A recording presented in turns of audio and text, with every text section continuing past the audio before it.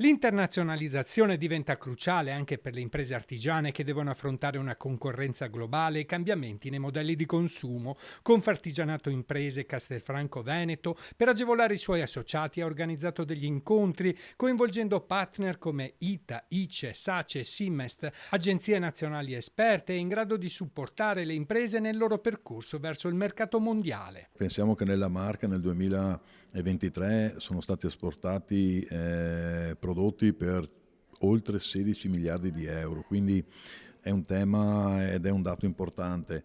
L'esportazione quindi è un canale che dobbiamo comunque perseguire sicuramente nei prossimi anni. Le difficoltà non mancano, manca oggi la manodopera e consideriamo oggi l'Europa che è in mezzo ai due fuochi delle due guerre. Questa ulteriore possibilità di Confartigianato consentirà alle imprese di competere efficacemente a livello globale. Le richieste sono molte.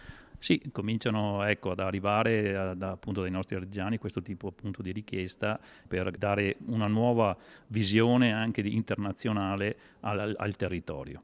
Le opportunità dell'internazionalizzazione includono l'accesso a nuovi mercati, la diversificazione del rischio attraverso una presenza geografica più ampia e l'opportunità di sfruttare l'immagine di marca associata alla provenienza artigianale, ma è cruciale comprendere i mercati di destinazione e le normative locali. A fianco a questo ci sono tutte le attività di finanziamento e le attività di assicurazione. Anche le piccole imprese avranno una chance? Assolutamente sì, non ci sono limiti per accedere a questi servizi.